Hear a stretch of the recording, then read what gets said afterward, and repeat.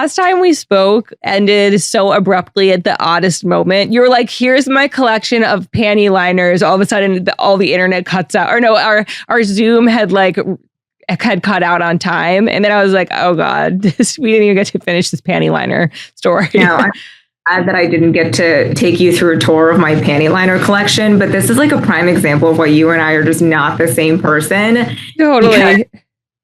I was like, wait, you just discharge into your underwear. I do. And I actually thought about you this morning and yesterday because I have my period so bad right now. And I'm like, I'm one of those people who gets it. I'm like super heavy period for like a week and it's just brutal. And I don't own panty liners, but I do have like those like nighttime underwear that you can like just bleed into, but I still use a tampon with those too. Absorbent ones. Yeah. Those are pretty. Do you use them? I don't because I use panty liners. Because you use panty. Yeah. Oh, wait. Sorry. No, for the nighttime ones. So I bleed so heavily that I have to wear basically adult Depend. Like that's your husband must love that. They're like a nighttime overnight. It's like a diaper, but it's under, and so it's disposable. Yeah. Because I do the Thinx ones and they're like, my flow is like during day 2, it's like, no, I need a diaper. I'm on day 2 right now.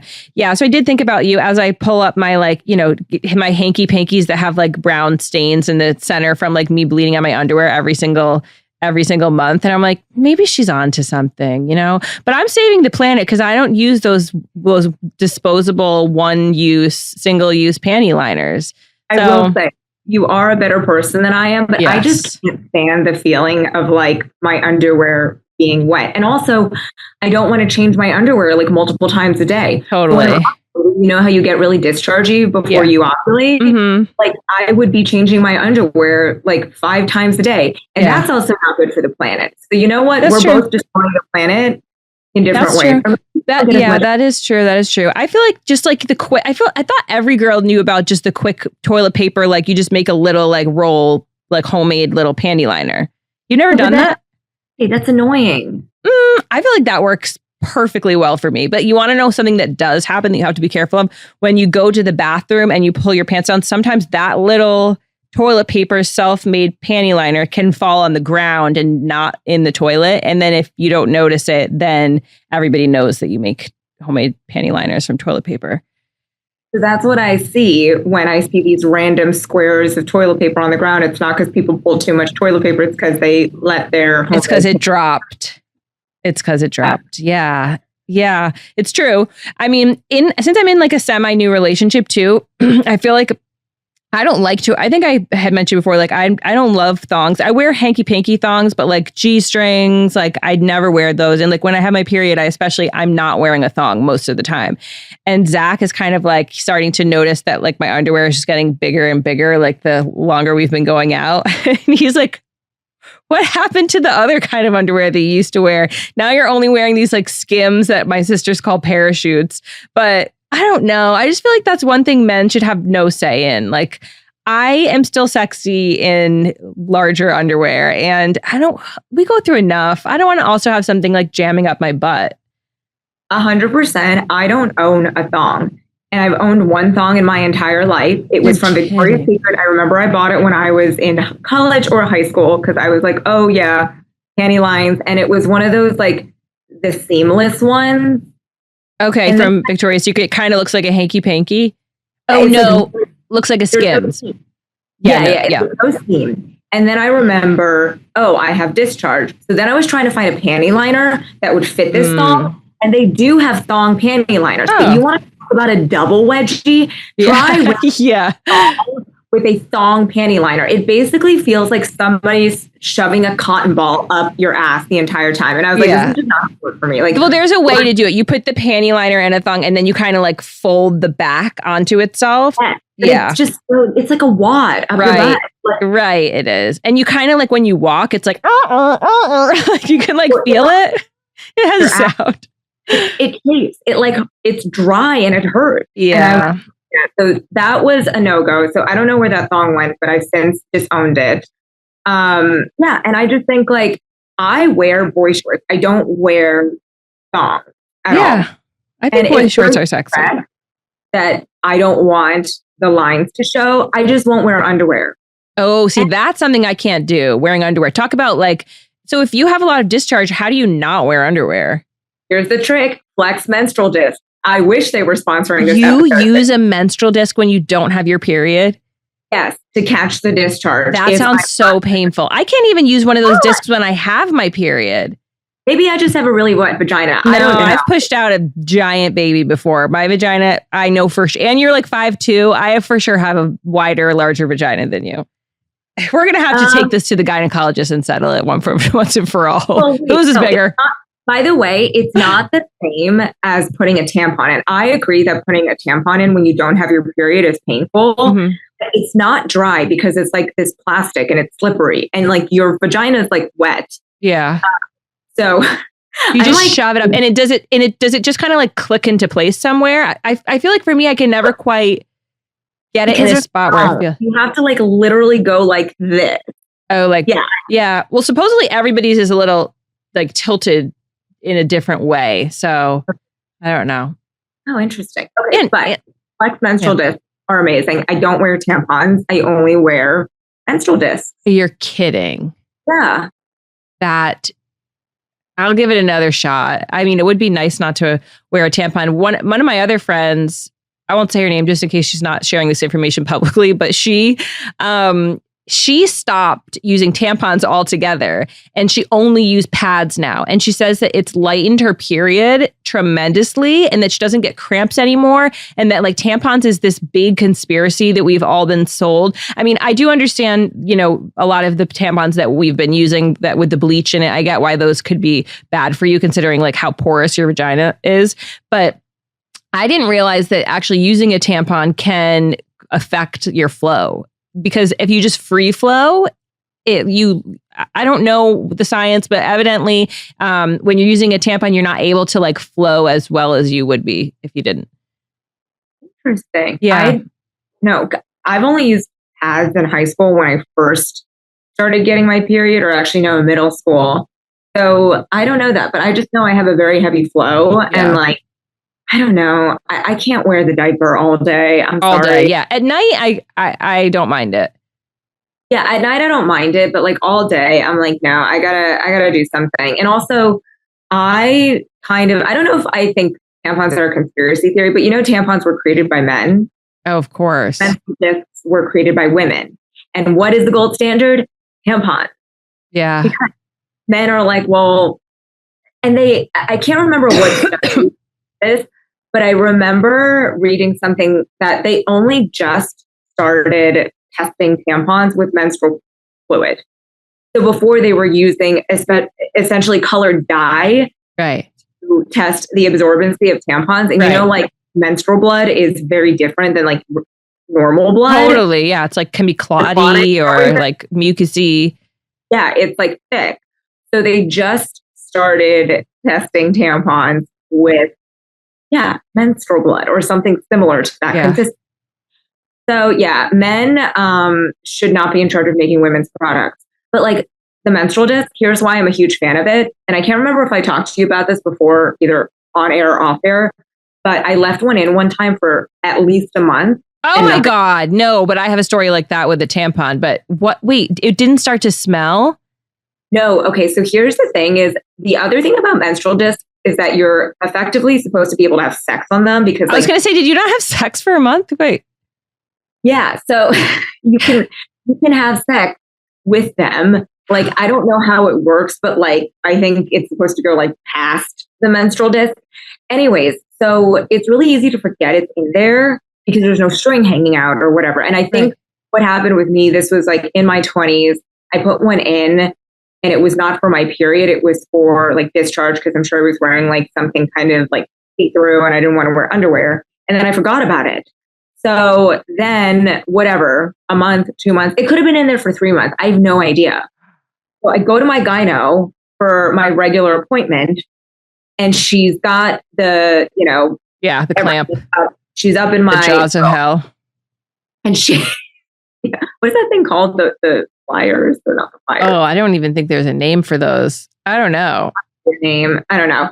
Anyway, so she's looking inside me and she's like, huh, I see something shiny, which, by the way, you never want to hear those words when your gynecologist looking at your vagina.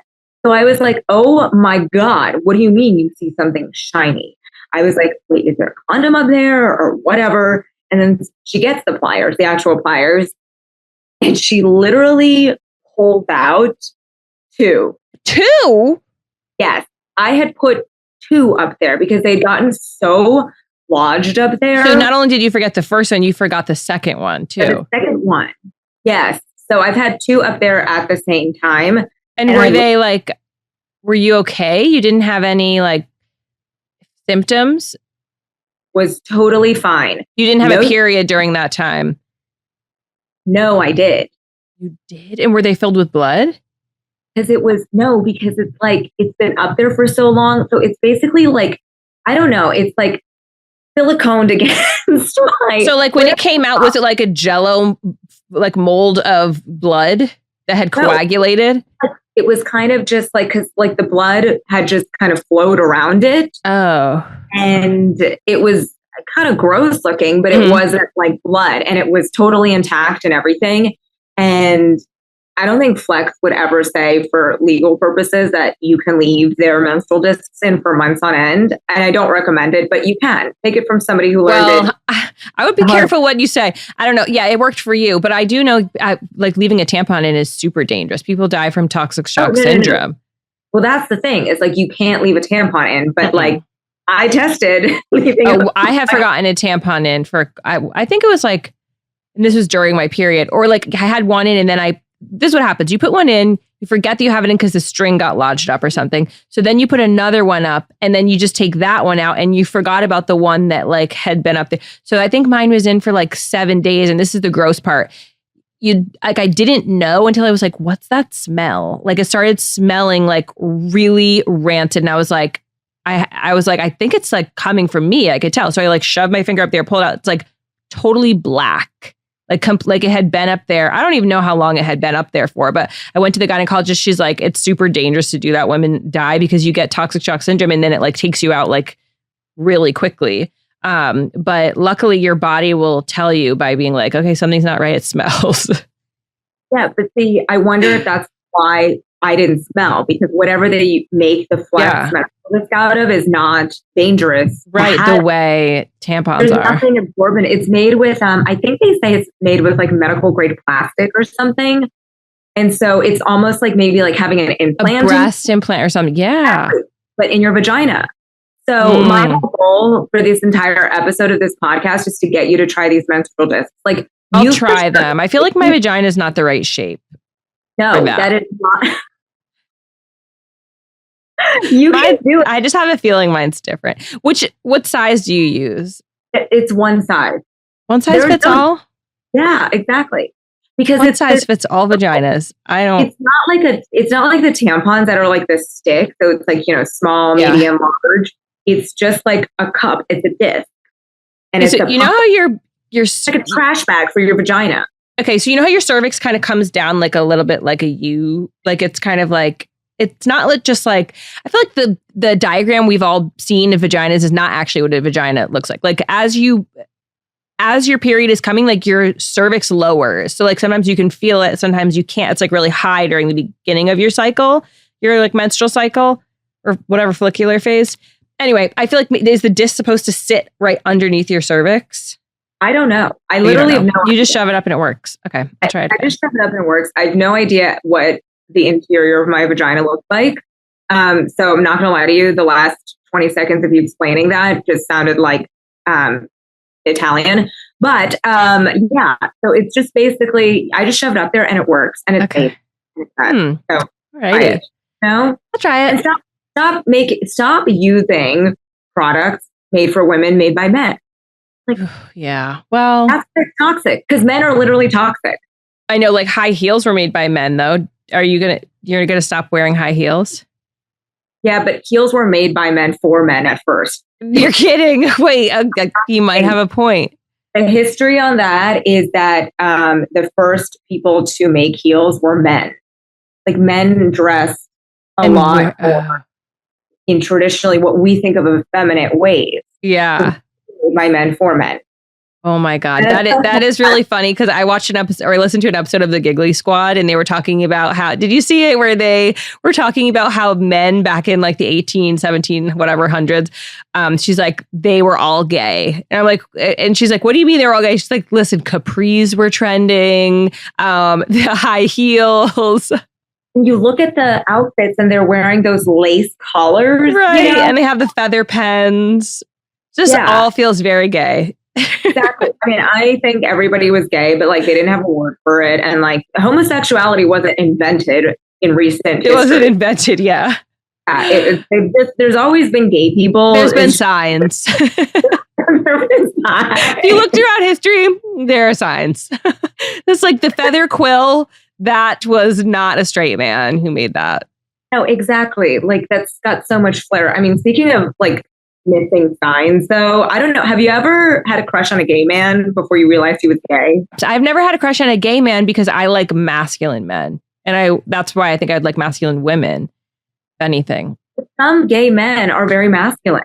Well, my first crush in elementary school, and I wouldn't say, I'm sorry, I love him, but maybe he wasn't the peak of masculinity, but I was also 10. My first crush was Lance Bass from NSYNC. And then he ended up being gay. You're going to be jealous because I actually, my high school chorus performed with him and I was in it. Mm-hmm.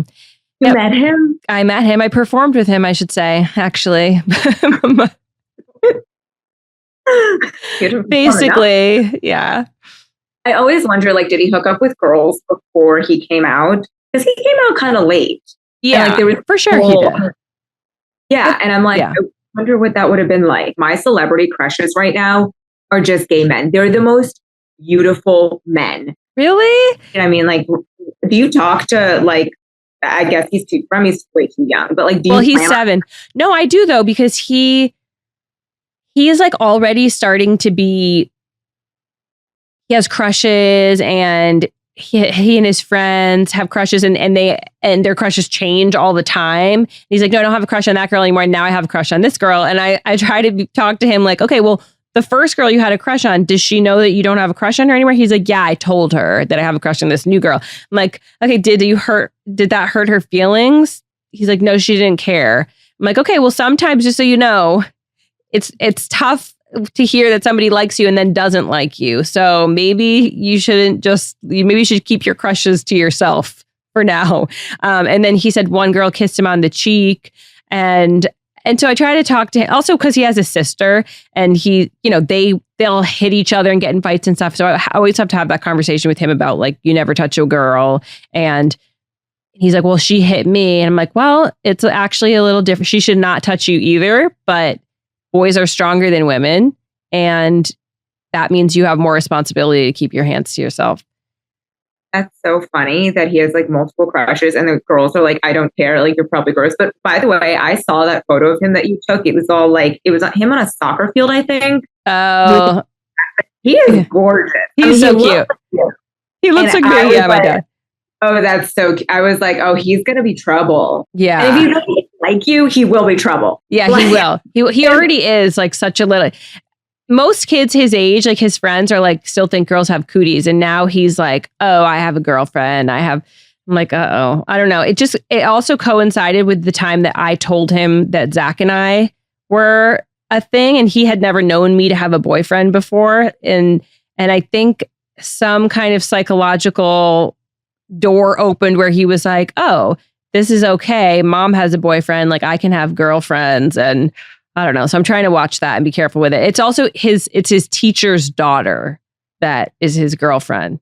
Oh my God. And he went over and had a play date. And I was like, okay, well, it's the teacher. I know his teacher. I trust her. They have a good rapport. But then he came home and he was like, yeah, she kissed me on the cheek. And I'm like, all right, that's it. No more play dates.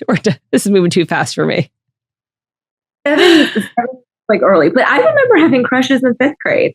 Or not 5th grade, sorry, when I was 5. Oh, yeah. You do have crushes. Usually you don't. I feel like I was shy about talking about it, though. Remi's like, not. He'll be like, Mom, do I have a crush? Yes or no? I'll be like, yes, you do. He's like, correct. What's her name? Is her name this? He's like, gives me multiple choice. And he's like, that's correct. Like, he's so strange the way he like quizzes me on like his like crush trivia. I love that though, because you know how we're always complaining about how men are terrible communicators? Like Remi has no problem with that. Maybe Remi has always been a very good communicator. He was talking when he was like 6 months old and he has not shut up ever since.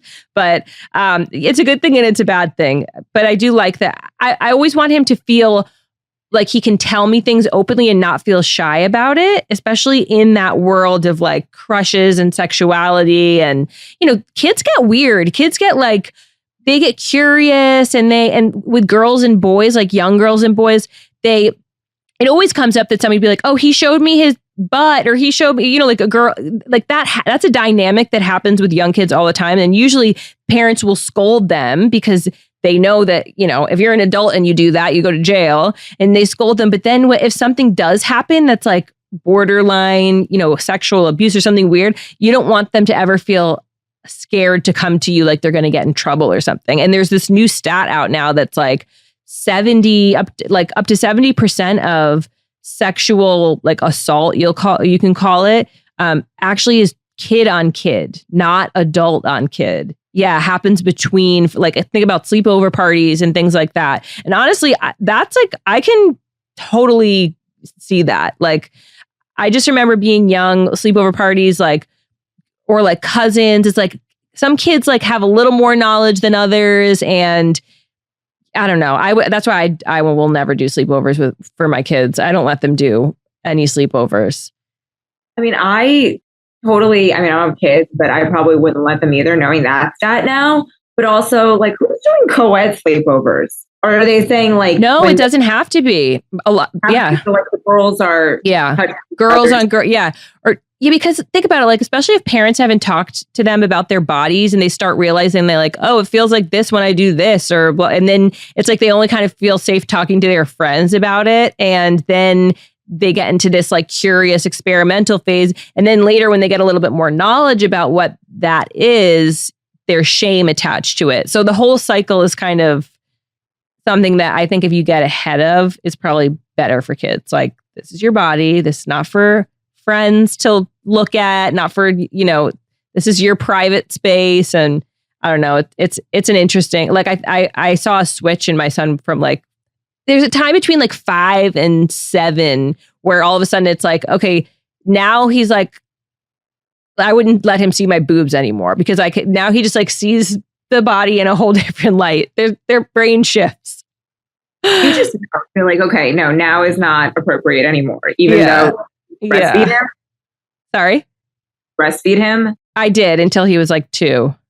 Yeah. And then it's like, okay. And then it's fine for a while. Now you're just like, no, now he's becoming a man. Yeah, it's gross, but nice. I guess it's good. You're going to be the coolest mother-in-law, by the way. Oh, like, I don't know. I had you as my mother-in-law. Not that I don't like my mother-in-law, but like, I feel like if I was dating Remi, if we were the same age and you were my mother-in-law, I'd be like, this is great. Oh, like, I don't know. I'm a little bit of a helicopter mom. I've gotten some feedback about the way I treat Remi to Soleil. They're like, you need to hide your favoritism. And I'm like, I do not have a favorite. And they're like, oh, well, you let Remi get away with, like, for some reason, I just coddle him a little bit more. It's so messed up because that, like, I feel like my mom did that and my dad's mom did that. It's just such like it's such an Italian thing, but also I think it's other cultures too. Like, for some reason, I like innately feel like Remi needs more protection and that Soleil is like just like more tough, even though she's younger. But isn't that just weaponized incompetence for men and boys? Yes. But I'm telling you, I'm not doing it on purpose. That's how I know it's something very deeply ingrained that I need to consciously try not to do. That's affected your dating life just because it's for sure. We give them an easy out. With your ex-husband, it's like, it's almost like you take on this parental role in every like male-female relationship. And obviously with your son, that's good. Yeah. But, like, I want with your ex, you're like, oh yeah, it's fine. Like I will compensate for everything you're lacking. Yeah. Yeah. Where did that come from?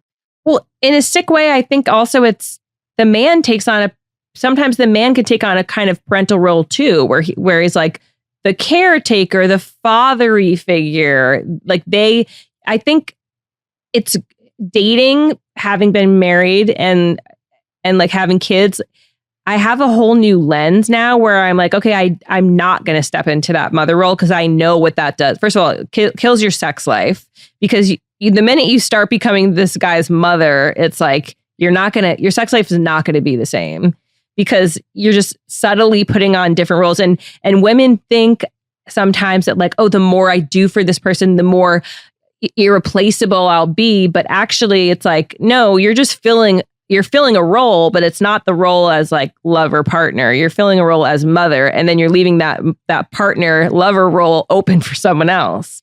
You know, 100%. I actually completely agree with that because I remember like this was maybe one or two guys before I dated my husband, but like this guy that I dated, I was so hell-bent on being like the perfect version of myself. I was like, I'm going to be great. He's never going to know I have any flaws, like hid all of my emotional shit and whatever. And I can't remember what happened, but one night, we might have been drinking or something. I was crying I like cried for the first time in front of him, which is crazy because I cry all the time. And it took like 6 months to get there with this guy, even though we were fully dating at that point. And I was crying. And I remember I was apologizing to him for crying. And I was like, I'm so sorry. I'm crying right now. He's like, why are you apologizing? And I was like, oh, because like your job is so hard and your life is so stressful that when you come home, I just want to make everything perfect for you. Yeah. And he was like, I don't care about life being perfect. I care about life being real. So I just remember I was like, that like freed me in a sense. Like he ended up breaking up with me anyways, even though I was like the best version of myself. So like, yeah, you know, but I just remember that thing he told me the whole time. That's always stuck to me. It's like, oh, it's really not being about being perfect. It's about being real. Yeah. And I guess that's why I'm comfortable farting in front of my husband.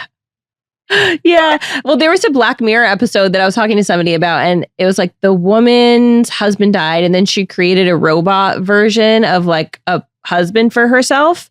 And he was everything that she thought she wanted, perfect. But then she started like going insane because there was no conflict, and she would make a dinner and he'd be like, oh, it's delicious. Like everything's perfect. And she would be like, it's not delicious. It's not perfect. Like, give me some criticism. Or I don't know. I think what I've realized too, especially Attachment Adam, this guy who I've had on my podcast before, he's a specialist in attachment styles.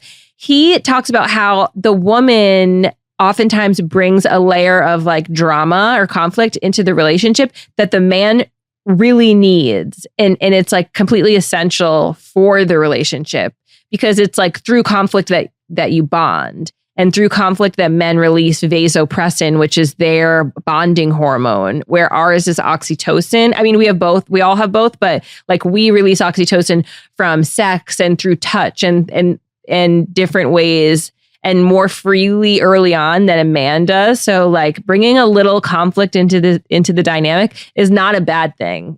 People should not try to avoid conflict. Exactly. But with the caveat that you shouldn't just try to create conflict. To create drama for no reason, for sure.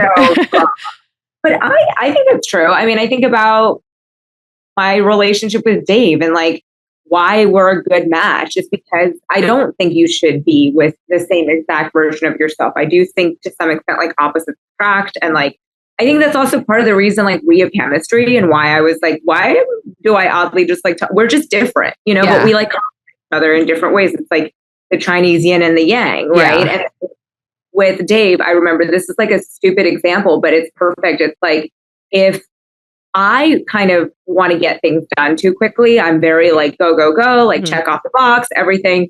And he's like, I need to take 10 weeks to make a decision about anything. And like, we just opened our pool and he doesn't have any swim trunks here. I don't know why. He just doesn't have any swim trunks here. They're like all at his parents' house or whatever. We've never had a pool before. Okay. So this has never really been an issue for us. So right. I was like, let's go into the pool. And he was like, I'll just like wear my jogging shorts. And I was like, can we just go into town and get you a pair of shorts? He's like, oh, when we're in town, we'll stop by a store. So fine. We're in town. We grab a coffee and we walk past the Vineyard Vines. I was like, perfect. They're going to have swim trunks. Okay. I know this is the most Connecticut story I've ever heard. Continue. I know. Welcome to my life. We're in town grabbing a coffee. We walk by Vineyard Vines. Okay. Continue. Which, by the way, next to the Ann Taylor. Of course it is. And across the street from the Jay McLaughlin. Anyway, we're in town and we go to Vineyard Vines. Or no, you know what? We walk past Vineyard Vines. And I was like, let's go in here and we'll grab you a pair of swim trunks. He's a large, it's not like swim trunks need to be fitted, right? I know what size he is. And he's like, I'm not ready to do that right now. I was like, I am so like you on this. I cannot stand when people are like, I'm just not prepared to like to do this little thing. I'm like, we're going to do it. We're here. And it doesn't need to be that serious. Like, yeah. Literally, like, what do you mean? I was like, you don't even have to try them because he doesn't like trying on clothes. He doesn't like shopping. Yeah. He doesn't like trying on clothes. I was like, you don't even need to try it on. You literally just go in, pick a pattern you like, and we'll buy. He's like, I'm not ready to make that decision right now. He's got like some sort of strange version of decision fatigue, but like all the time. Yes. Like all the time. He needs new work socks. And he's just like, well, I don't want to buy them because I want to go to the Brooks Brothers, which there's none in our town. Uh-huh. But we have to go to this other very Connecticut town to the Brooks Brothers, and it's farther from us. And he's like, well, I'm not going to buy new work socks until we can go to the Brooks Brothers. But then he like can never summon the energy to go to Brooks Brothers. Right. Yeah. Really it's like analysis paralysis or something. It feels very, that also drives me crazy in other people. And then, of course, I think probably I have a form of that where I just won't do things that would have been easy to just do. But yeah, things like needing to be mentally prepared for. My ex used to be like that a lot, where like we'd have a plan and then something pops up along the plan and I'm like, oh, perfect. Let's get this done quick since it just presented itself. And he's like, that was not part of the plan. Like, you guys had a plan to go get coffee in town. Brooks Brothers was not on the list. Therefore, like it can't happen. It'll just ruin everything. That's men. Like, I know. Contract-minded, and women are like, because we have to be multitaskers. I'm like, let's do this now. And then you'll have swim trunks. And he's like, no. And then I finally was like, this is so stupid. Like, if it actually required him trying on the swim trunks, I would have been like, fine, I get it. You don't want to put them on. But I was like, we're just going in. I'm putting my foot down. So he went in, he got a pair of swim trunks, and he was like, oh, it wasn't so bad. I was like, what did you think was going to happen? I was going to in this Vineyard Vines and be like, you will replace your entire wardrobe now. And then as we were checking out, I saw a really cute dress for myself. And I was like, oh, I'm going to pick this up. And I was like, I never bought any Vineyard Vines before.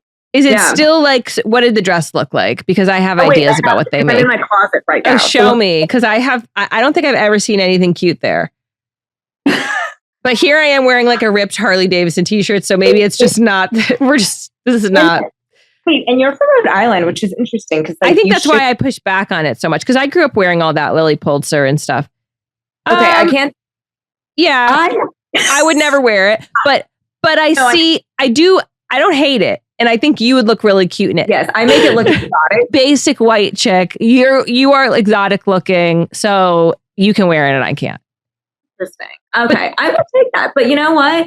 I'm like, I disagree. I think you could pull off the whole preppy vibe. Maybe it's because you grew up in Rhode Island that you're like totally rebelling against that whole vibe. Well, you grew up in Connecticut, didn't you? Now, what are you wearing? I know I'm wearing. This is a band t-shirt, but this t-shirt is. I went on a date in this and on Abbot Kinney, and there's this store that this guy goes around and he collects all old band t-shirts from like the 70s.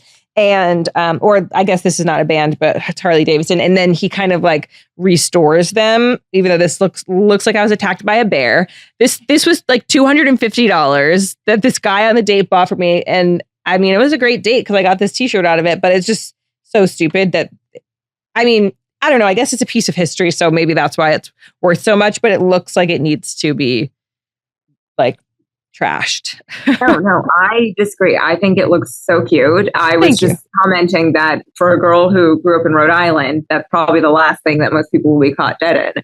Yeah. So, well, in Rhode Island is very, I don't know, there's like there was where I hung out, there was like the Italians or the Wasps So the waspy people were like country clubby, Vineyard Vines, Lily Pulitzer, and then the Italians were like exactly what you think, like gold, a lot of gold jewelry, a lot of like a little bit more blingy, and but a lot. I don't know. Growing up, we all wore Abercrombie, and it's just it was like Jersey Shore, the like popped collars and that kind of design. Where did you grow up? I grew up outside of Philly. So right. It was not at all New England. And like, I know it's the Northeast, but now having lived in Connecticut for 5 years and grown up outside of Philly, the two cultures are really different. Okay. And so there is a whole other, I mean, there's a lot of country clubs and everything outside of Philly too, but it's just a very different vibe. Like, put it this way, I didn't actually know what Vineyard Vines was until way after college. I don't really were prevalent in our area. I'm trying to think what else.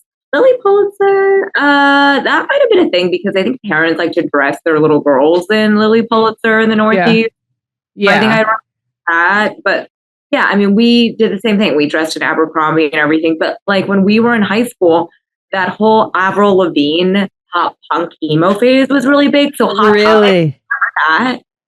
Did you ever know what Hot Topic was? Oh yeah, but I didn't shop there. That was for the people who, would wear like Janko jeans. You remember those? The really wide jeans and like the wallet chains. And my older brother was kind of into that whole vibe where the sneakers with like the skates, the wheels on the inside. And he was like into inline skating, and he would listen to Korn and Limp Bizkit and Blink-182, like some good bands, but like some also real, I don't know, what I consider to be bad music, like all that heavy metal stuff.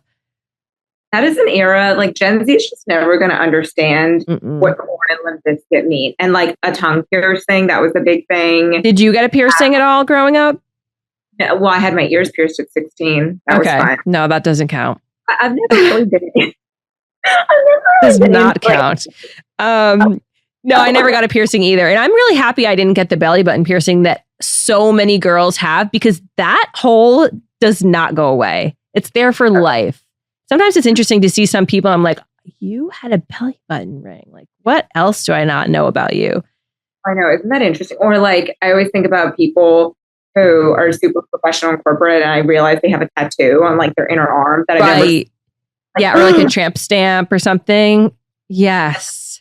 Oh my God. One of my girlfriends has that. She was like kind of a rebellious high schooler, but did really well in school. So she has, I can't remember what it is on her lower back, but every time I see it when we go to the beach, I'm like, I totally forget this because she is like literally a director of marketing. She's like got the most corporate job ever. Yeah. She's like professional. And then I see this, it's like stars or something. And she's like, yeah, I'm going to get it removed one day. One day. Getting tattoos removed is not easy. I have one that I'm on like session 20 of getting it removed, and it's still there.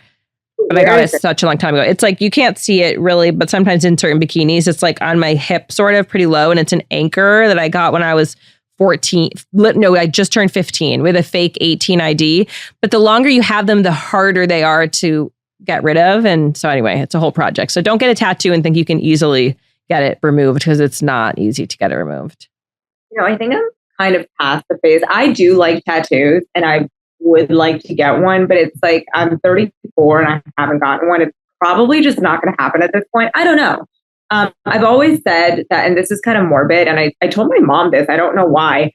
I was like, oh, like when you and dad inevitably pass, like I will get a tattoo commemorating you guys, like so you're with me forever. And she goes, Anna, just commemorate us in your heart. You don't have to do. She's like, we don't want that.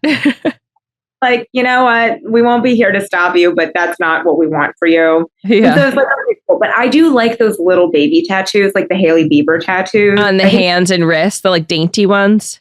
Yeah. And like people get addicted to it. I wonder if it's like how I feel about handbags. Like I don't need more bags. And I don't have an insane collection, but when I bought my first nice designer handbag, I was like, oh, this is going to set me up for like the next 5 years. I don't need another bag. And then I just kept buying more bags. And I was like, oh, but it's like a little dopamine hit every time. Oh, yeah. Like, I wonder if the tattoo's like that. It's like fresh ink. It's a little dopamine hit. I think it is. I think it definitely is. I think you could, it just depends how expensive you want your habit to be. I think maybe spend money on handbags instead. Yeah, no, exactly. And it's like, I'd like to think that my handbags will retain some value as supposedly only if you're buying Chanel or Hermes, everything else declines. Yeah, I have 2 Chanels. So there we go. There you go. And the rest are just cute, which I'm fine with. And I have this vision of giving all my handbags to my future daughter one day. And I know I'm just going to have a boy. You're going to have a boy. Yeah, well, that's okay. Then his wife will get really lucky. Yeah, I hope I don't hate her. I don't think you will. You won't. Okay, I'm getting the wrap-up signal from my producer, but I feel like we didn't cover any of the things we wanted to talk about. We just started with vaginas. But this is going to be a series, so we're going to be able to continue and maybe a little bit more structured next time. I enjoy the fact that you and I don't see eye to eye about panty liners, and we can be okay, you know? Yeah, that we forget different things up our vaginas. Yeah. We're like same, but different.